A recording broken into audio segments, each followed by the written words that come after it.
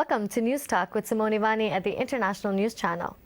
A senseless, despicable and tragic murder out of Islamabad has left the country of Pakistan and the international community shaking.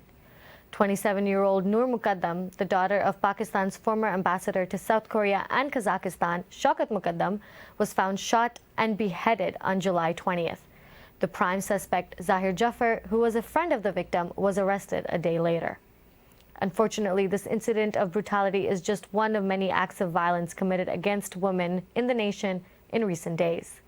This has left many activists wondering how many more women must die before Pakistanis and their government will implement serious change to this misogynistic culture. Many factors, including the patriarchal attitude in Pakistan, is enabling men to treat women in a demeaning manner.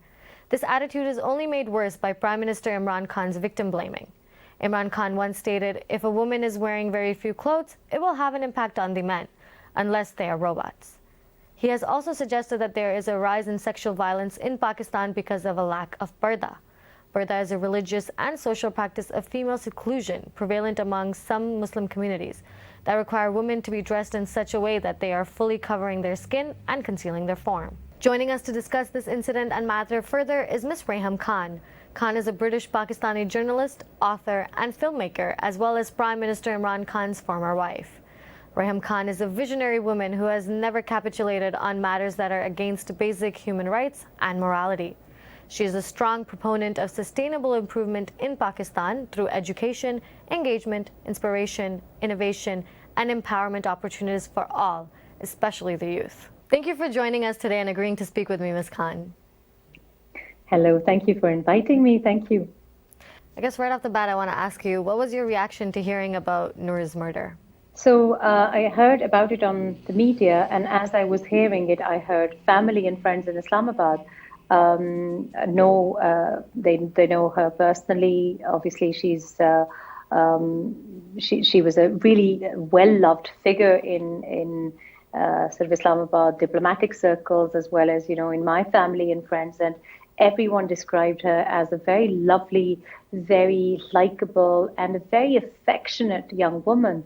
And so since then, I was sort of, initially what you heard on the news, and then rather gory, painful details of what the friends were telling me. And then I had someone sort of, we were all so affected by it that I sat down and I thought that I wouldn't look at the pictures, and I wouldn't look at her pictures, and I wouldn't write about it. But sort of in the middle of the night, I just couldn't help myself, and I had to, I was writing in my head, and I thought I might as well just sit up and put pen to paper. And as I did that, and I sent it to be published, I had someone from my family who is also in the diplomatic circle, and their daughter wrote a very, very touching, tribute to Noor. And so many lives touched by this youngster. And I think it's just that we have young girls. I had young daughters myself, and the fact that I didn't really want them to know about this, because the fear that women experience as it is, and the fact that this is a privileged young woman from an elite sort of society who we failed to protect. As a society, we failed her in so many ways. And so that just meant that I just couldn't sleep. And for the first couple of nights, it meant it was just, inexplicable, because every time you talk about it, every time you discuss it, you get triggered. And so it affects us all, even those who've never seen her or never, even looked at her picture. And the initial photograph that I saw, I didn't know which one of the girls she was, and there were 4 girls in the picture, and they were all smiling, and they were with friends, and I honestly, it could be any one of them. That's the first thought that came to me, that they're all Noor, they all could be Noor, and that's what we need to be very, very mentally prepared for, or shouldn't be. Yeah, no, absolutely. How does Noor's murder fit into a larger problem within the culture? By this I mean, do you think that this is an outlier incident or part of a larger problem? So I think what Noor's incident has done is the fact that it comes from an elite, privileged circle of society. You find that the story means that the perpetrator of violence is educated. comes from an elite background himself. And that, I think, has made people really sit up and think deeply about the issue. The fact that it comes from a certain privilege, higher socioeconomic order, means that it has got a lot more traction, a lot more coverage in social media, and a lot more coverage as a result on mainstream media. Now, these sort of incidents are pretty common in Pakistan and other places in the world. We know for a fact that most homicides or extreme or very violent crime against women, be it the United States of America or Canada or the UK or elsewhere, and of course Indo-Pak, tends to be from their intimate partners. 97% of cases of violence against women come from their intimate partners or people that they know, acquaintances or maybe a father or a brother or someone that they know in the home. This has highlighted the case because of where it comes from. And so a lot more educated people, a lot more people of privilege are writing about it, are going through severe anguish and anxiety and fear and anger. This means that in the larger picture, those women whose cases are ignored, not reported, or perhaps not given that much attention will finally get some attention. So there is also this, it brings us to the rather painful question that those women who perhaps do not have friends and activists or educated people to fight their corner or fight their cause do go unreported and are very forgettable. So for me, I know for a fact this is the domain that I work in, and sadly, this is not just the odd case. It's very much something that we have to live with in India and Pakistan, particularly, and in Bangladesh. I think that a lot more work needs to be done. Advocacy needs to be done. We need stronger laws. We do need the mindset to change, certainly, because it has to be pointed out that the sort of comments that have come out of different people on social media, on Twitter, for example, and on mainstream media are not helpful. They might come from a good place. I'm not saying that they're not well-intentioned, but the choice of words has been fairly shocking. And even in death, it seems that the woman is being shamed or blamed for her actions and not the perpetrator of violence. And so I think this has opened a debate, and it must continue, that this is a huge problem. It is not an isolated case. It is not specific to Islamabad. It is not specific to Pakistan. It is actually a huge problem where I find that not only all levels of Pakistani society need to come together, but also other countries, because clearly we have overlaps with past track, past record of violence or past history of violence or even mental disorders that goes ignored, overlooked. And I think that we need to work together. If anything is more important, right now I think people have their priorities in the wrong order. Surely the protection of women should be our topmost, foremost priority, whether it's in the US, the UK, or India and Pakistan. And we need to cooperate about perpetrators of violence and their past histories. Yeah, no, I absolutely agree. So as per your knowledge, how is violence against women handled in Pakistani context today? So the first thing that I said is advocacy. We need to be very sensitive about the use of language. One of the first things that we noticed, and I've written about this extensively before also, and particularly about Noor, is the fact that when media reports these crimes against women, the lack of sensitivity in the wording that they use, and this is true for even the way it's reported in the West. There was a recent incident in the UK where the BBC was criticized for the way they use the words. The words that you use to report violence against women must be sensitive.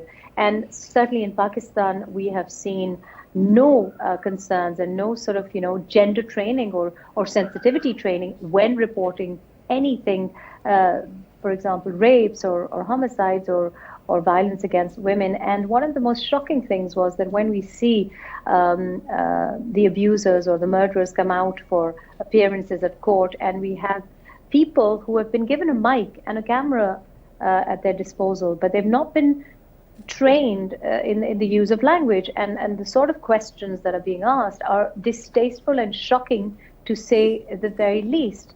Is she your girlfriend? Was she your girlfriend? And honestly, it angers me, and I'm sure that a lot of people have been absolutely shocked at the distasteful choice of words. But also, when I see good intentioned people on Twitter suggesting that it is um, the act of going out of the house or going meeting friends or sleepovers, for example, that are in any way responsible or in any way protect women. I just really, really sort of, think that we have serious work to do about an awareness.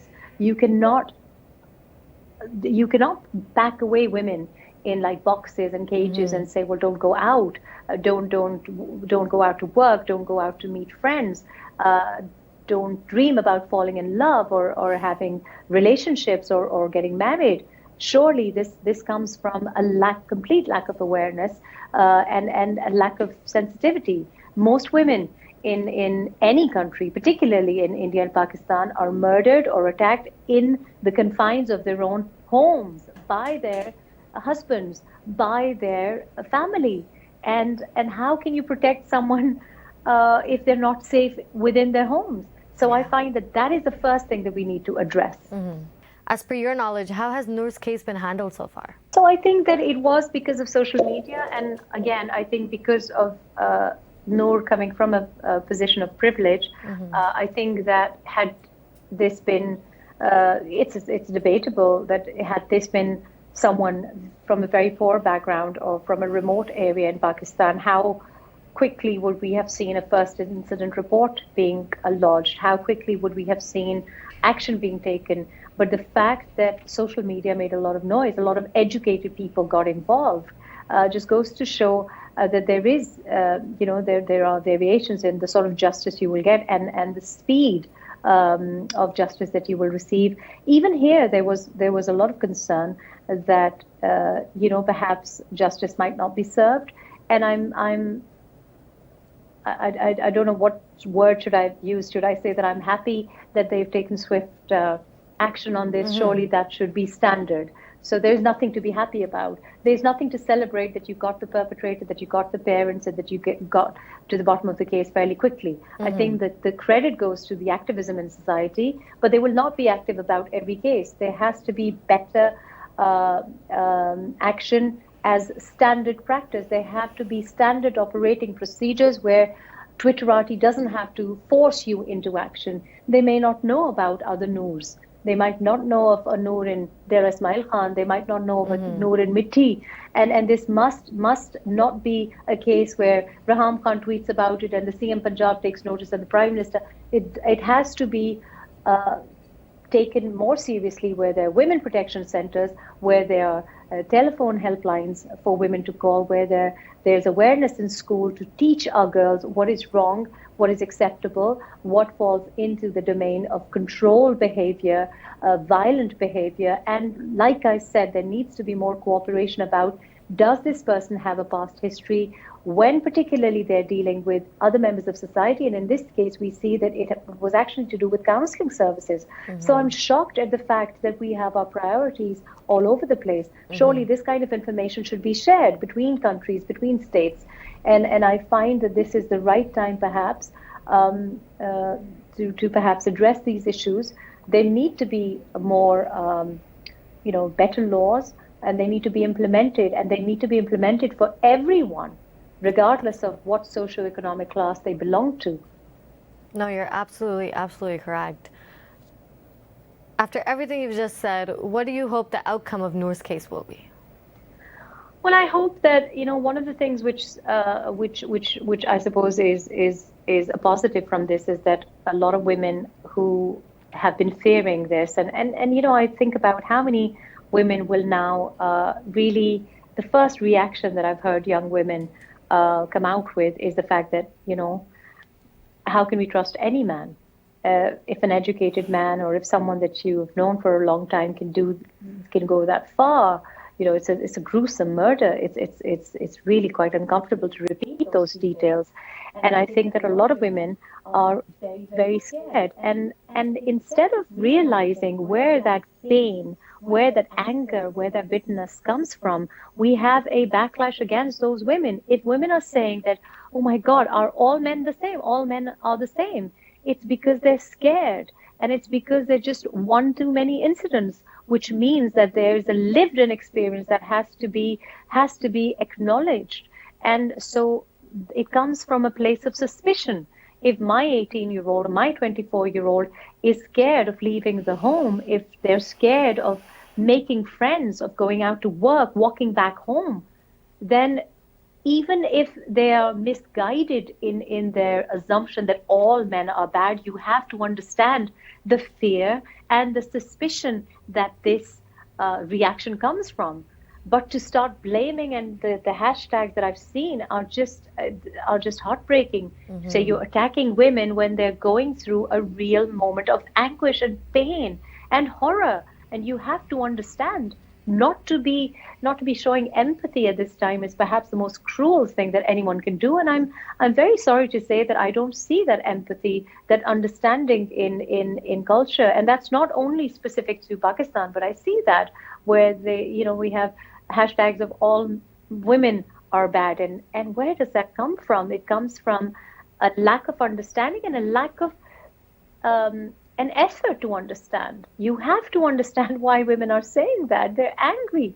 And can you blame them? Not that I would say I would. I completely hear where you're coming from.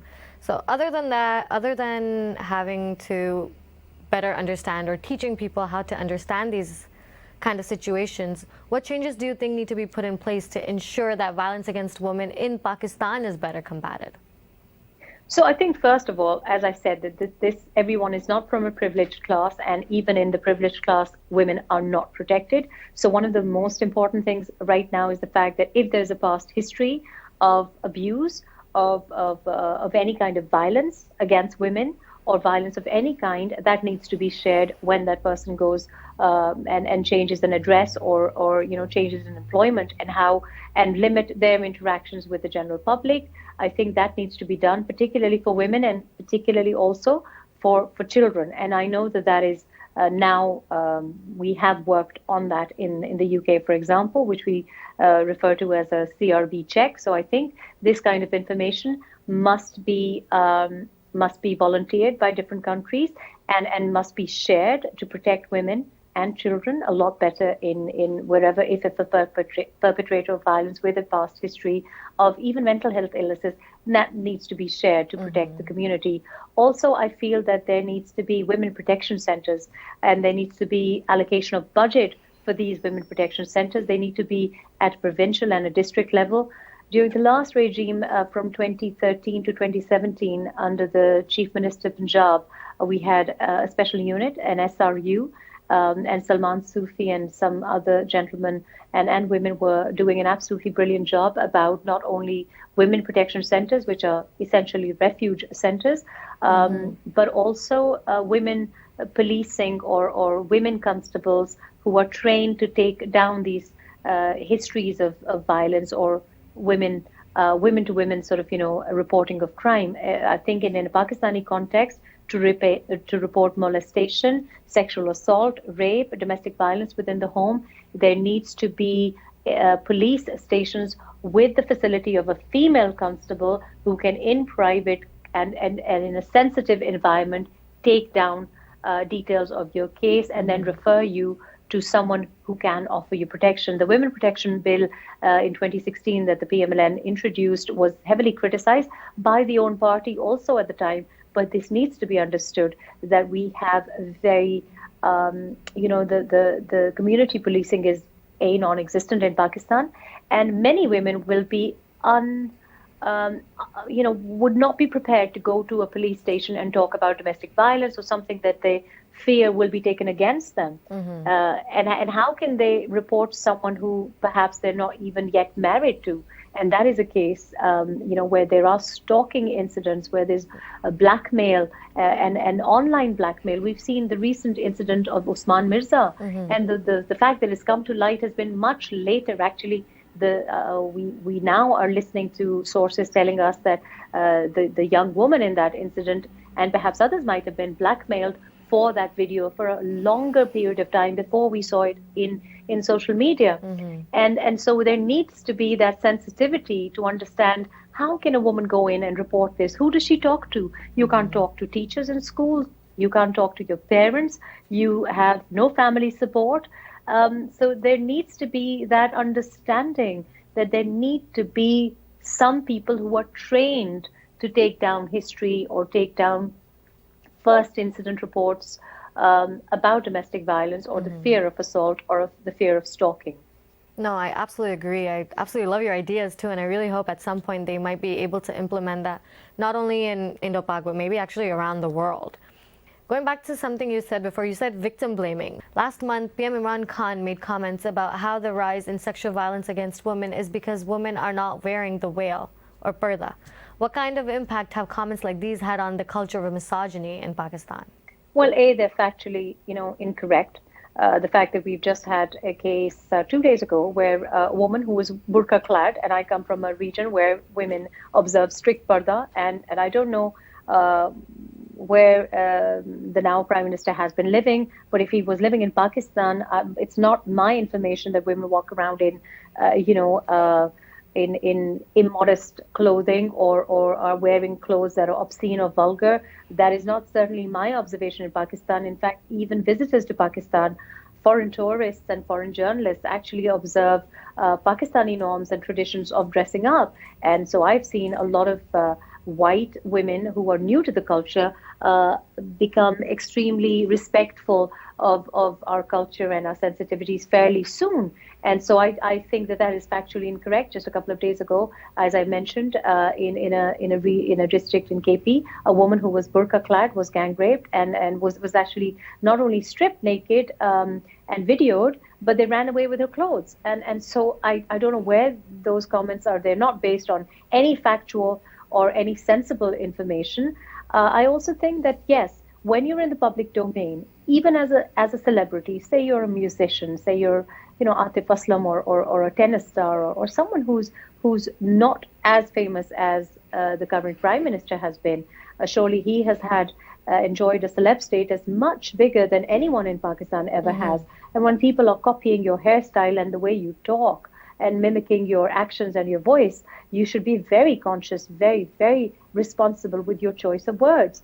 I've personally been very, very deliberate about the choices of clothing that I choose for myself. I'm very aware of the fact that in Pakistan, I think it's a bit vulgar to wear very expensive designer outfits or things that I think are not, not compatible with the way the society is functioning. So I make a conscious effort to dress more simply or not to flash too much expensive jewelry around, because I just think that it's inappropriate. I want to encourage a culture that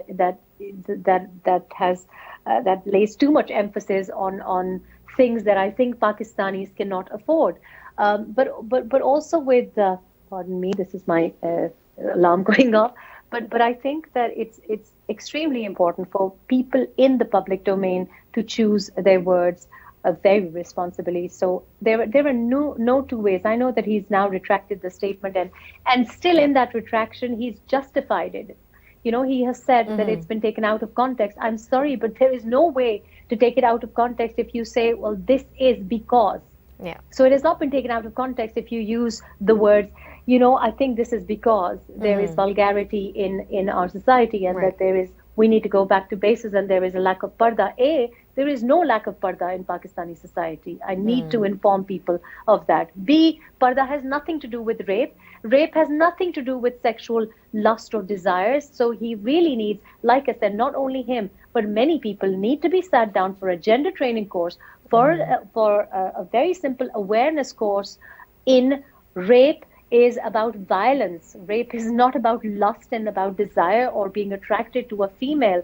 If that were the case, men would not be abused. Young children would not be abused. 3-year-olds are not expected, a 3-year-old or 4-year-old boys cannot walk around in burqas. What is he suggesting? So it's a nonsensical, mindless comment. I think that he has done it more than once, not to be now conscious of the fact that he's wrong. I think in perhaps the Western setting, he said it about 2 or 3 times, but we have been listening to it for a much, much longer time. And I think that he needs to be called out, and an apology has to be clean.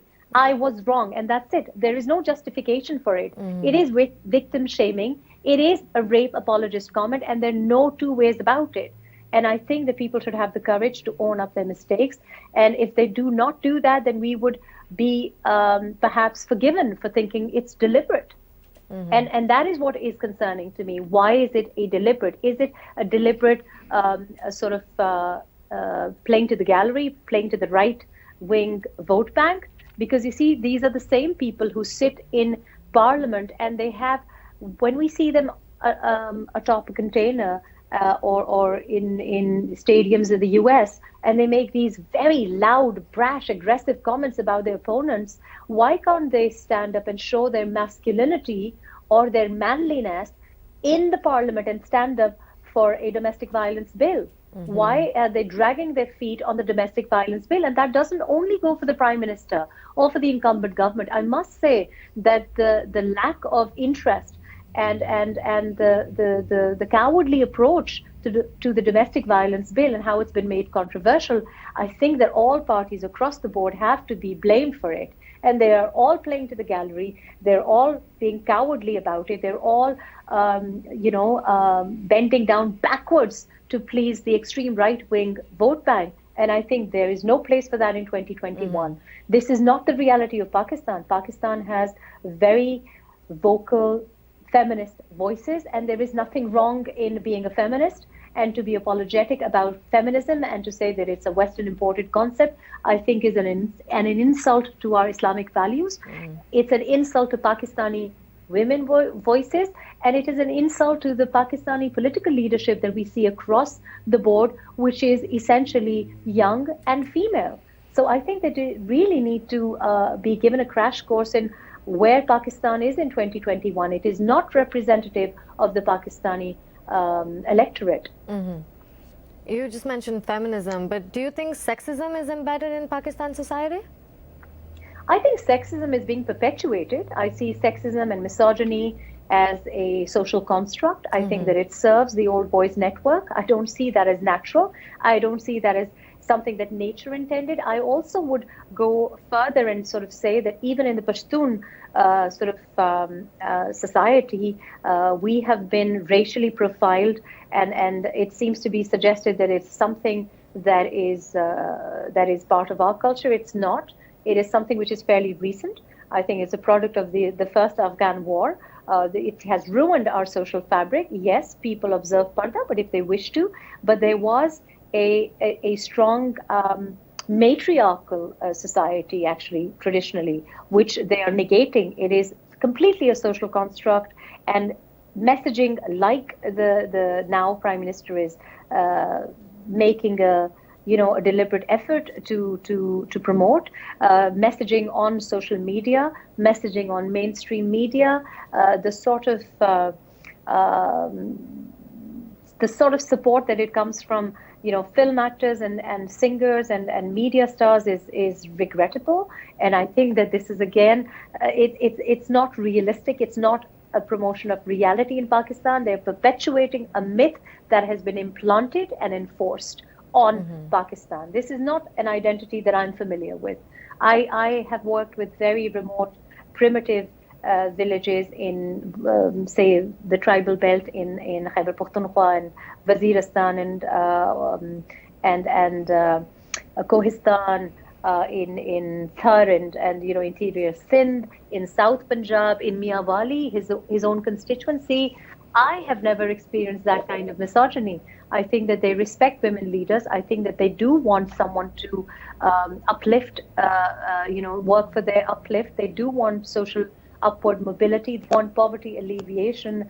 No one anywhere has sort of asked me that I wish there was more parda in society. I wish that women were not educated. That is not my personal experience. I've been working for the last 9 years in Pakistan, and I'm in love with Pakistani people because I think that they are far more sensible than a lot of people who sit in parliament and on our TV as mouthpieces of those who want to perpetuate a myth that has been implanted.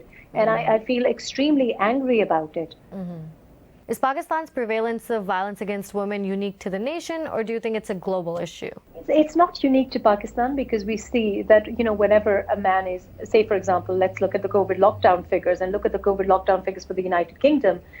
We have better reporting, perhaps, so we can say that the statistical evidence exists. In Pakistan, we don't have any statistics to back my argument because people are not interested about it. But in the UK, for example, during lockdown, guess who suffered? 40% violence against women, domestic abuse during lockdown. The England matches recently, it was a sad statistic that if England had lost the finals, there would be a 38% rise in violence against women in domestic abuse. Had they won it, there would have been a 27% increase in the violence against women. So it is a reality for women across the world. And when people talk about men's rights, yes, there should be men's rights, but here we are being treated as a minority. In the United Kingdom, for example, we don't have as much an impressive or an equal share in parliament as we should hope to in 2021. Certainly in places like India and Pakistan, where it's very difficult for a woman to step out of the house because of the number of issues that she faces. I mean, just to take the public transport, to go out for shopping. And these are women who observe very strict parda. And so how are we going to have more women in parliament? We're not going to have more women in parliament when we have messaging like that. So it's more of a problem for Pakistan because there is no reporting or poor reporting. There is seriously data that needs to be looked into. Women are reluctant to report, men are reluctant to report, and that the violence against women is so easy to get away with. I mean, look at the acid attacks, for example. It tends to be along a certain patch because the value of attacking women is there's not a lot of attention paid to it. And then it's unhelpful when people stand up in parliament and say, oh, I feel under attack because men's rights are being attacked. When a nation, so of course, there is violence against women in the US, there is violence against women in the UK, but at least we have some laws, at least we have some refuge centers. Here also we find that migrant communities will be at a disadvantage. Migrant communities or women in migrant communities will be at a disadvantage because of insecure immigration status, because of the family status as well. So it is a problem. I know that it is a huge, I work with a few organizations that work for Latin American women in the UK. I work with a lot of women organizations that work for Black communities, for Bengali communities, and certainly it is a problem for Urdu-speaking or Indian origin or Pakistani origin communities. But in Pakistan, we can't talk about it. A land where you're threatened by a piece of cardboard. You know, a woman is holding up a piece of cardboard and your men's rights are violated. What is the Aurat March? What are they being threatened with? They're threatened by a piece of paper. That is what threatens their masculinity. That is what is threatening their male rights. I'm sorry, but if that kind of intolerance and the sort of attacks women face when they're carrying a few placards, when they're not allowed to even use their voice and they're ostracized by society, they are shamed for that. The fact that they are assassinated for just raising their voices, and not to mention the character assassination of women like myself on social media. I think that in Pakistan, there is a deeper problem that even if there were laws, the mindset has to change. Certainly, if the Prime Minister of the country, the biggest celeb in the country, doesn't have a clue about the choice of words, what hope would we have from someone who is perhaps not even educated at Oxford and Cambridge? So I think that it is a bigger problem in Pakistan because those who are the decision makers and policy makers are completely misguided. And that needs to be addressed. At least in the US, we hopefully under the new administration, we would hope that they're not that sexist a remark made in speeches or on social media. And when there was, in the previous administration, there was a backlash, and rightly so. Rightly so. No, absolutely. You just mentioned this previously, but some have opposed the Women's March for Freedom and Equality by arguing that feminism is a form of westernization. What are your thoughts on that? A few people who are threatened because women are asking for what is their rightful place in society. I say that we are treated like a minority. We're not a minority. And also, I think that a lot of societies, particularly in Pakistan, women behave like a minority also. I think that women for women needs to be a concept introduced in Pakistan. We have a lot of misogyny coming from women, from family members, from women from women in society, and even parliamentarians. I mean, if I just refer you to the recent incident where a female parliamentarian, a former parliamentarian, and now a spokesperson for the CM Punjab, insulted a woman, a young woman in public who was on a district management senior position. What is that? That is also perpetuating a misogynistic culture where you are discouraging women who have it quite difficult. You know, for a woman to come into the public domain or to fight for a right to work, she has already fought so many obstacles. She has probably fought her parents for that right. She has convinced her husband or her in-laws, and then to be facing character assassinations and social media assaults. People have mother-in-laws, father-in-laws, husbands, and brothers. Everyone is not enjoyed the sort of freedom that Reham Khan enjoys, and everyone can't have that freedom. It comes with a price. And people have families, women have families, women have young daughters who have to live in Pakistan, have to go to school and college. And so I think that why it's concerning is the fact that the attacks on Aurat March are just because I think that it's a few very chauvinistic, insecure, egotistical men who cannot bear the fact that women are going to take their place and have far better abilities and more competency. That is a problem. It's an insecure man who doesn't want to give that space to women who are far better at the jobs that perhaps they're failing at. It's as simple as that. And we need to see it as just that. No, absolutely. My final question to you, if you had to give or say something to the women or ladies or girls that are watching this right now, what would you say? So the one thing that I will say is that when you are going to ask for your rights, the first thing they're going to use is they're going to shame you. They're going to call you vulgar. They're going to say that you're breaking societal norms. They're going to say that you're going against tradition. But do not forget that women who were shamed for burning their bras, they got us the vote today. They were shamed for that. We have a vote because people were doing things that were breaking, or women were leading the fight, and people were saying they're vulgar and they're obscene and they're breaking societal norms. So don't be afraid of that. The biggest weapon that men will use against a woman is shame. And if you de-weaponize them, disarm them, understand why someone is assassinating your character or shaming you on social media and calling you all sorts of names, dragging you into the mud, resist that. Ignore that. You have to be brave. You have to be brave right now because this is the only weapon they have.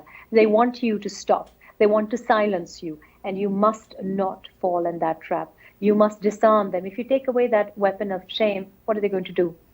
I mean, they've said everything about me. And one of the brilliant things that I think I must say that I appreciate about the Pakistani public is the fact that all sorts of things have been said about me. All sorts of things have been cooked up about me. But the fact that the Pakistanis have ignored that, Pakistanis don't care what you say about Reham Khan. They have rejected that propaganda. They have rejected any character assassination. They have built my trust in them. And so I think that if you have more faith in the wider public and just stand up to the bullies will back off.